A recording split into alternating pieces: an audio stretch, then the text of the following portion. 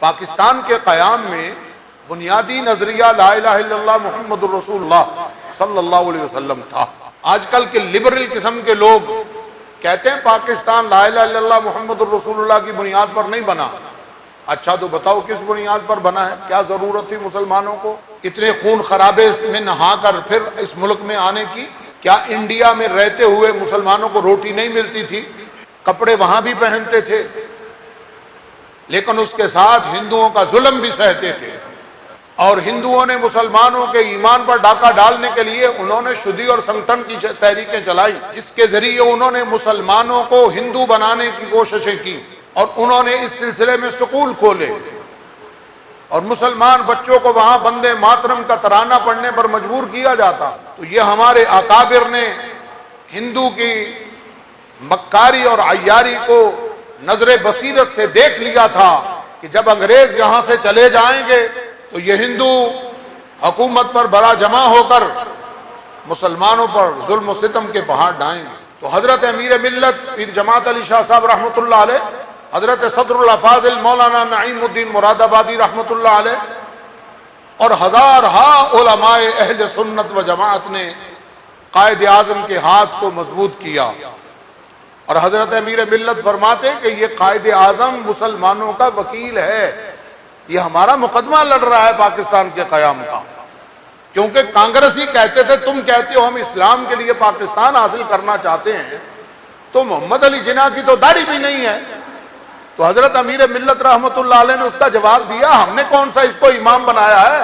اس کے پوچھے ہم کون سی نماز پڑھتے ہیں؟ اس کو ہم نے پاکستان کے مقدمے کے لیے وکیل کیا ہوا ہے، یہ ہمارا وکیل ہے اور یہ پاکستان کا مقدمہ لڑ رہا ہے۔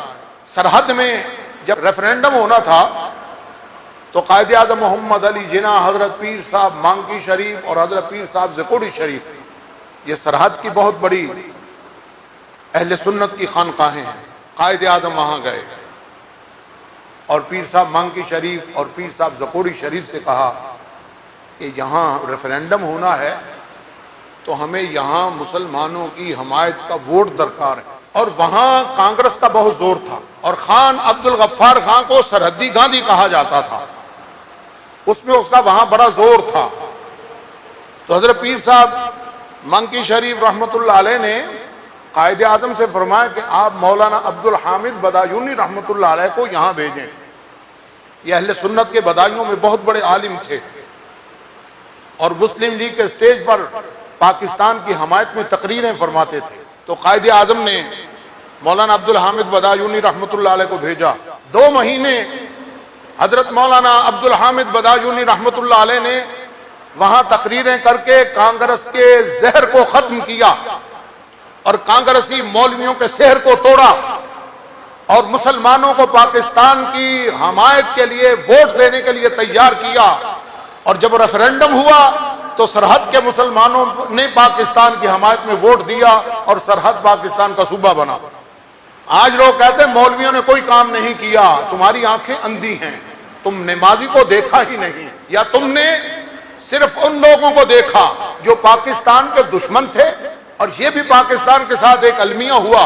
1906 میں نواب سلیم اللہ خان نے مسلم لیگ قائم کی، اور قائد اعظم اور دیگر مسلمان لیڈر مسلم لیگ کے پلیٹ فارم سے مسلمانوں کے لیے پاکستان کے قیام کی کوششیں کرنے لگے، اور اللہ تعالیٰ نے مسلمانوں کو کامیابی عطا فرمائی۔ اب وہ مسلمان جو کانگریس کی گود میں بیٹھے ہوئے تھے، انہوں نے جب دیکھا یہ پاکستان تو بن ہی جائے گا، تو جیسے سیاسی لوٹے ہوتے ہیں آج کل بھی آپ دیکھتے ہیں، تو ان کانگریسی لوگوں نے دھڑا دھڑ مسلم لیگ میں شمولیت اختیار کی، اور جب پاکستان بن گیا تو مسلم لیگ کو اغوا کر لیا اور پاکستان کے نظریے سے لوگوں کو منحرف کرنے لگے۔ قائد اعظم محمد علی جناح تو 1948 میں ہی انتقال فرما گئے، جلدی 11 ستمبر کو ان کا انتقال ہو گیا۔ اس کے بعد پھر وہ ٹولہ جو پاکستان کا مخالف تھا وہ سرگرم ہو گیا،